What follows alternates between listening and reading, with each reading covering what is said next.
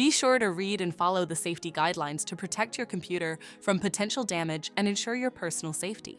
For more information about safety guidelines, see the owner's manual at dell.com/support.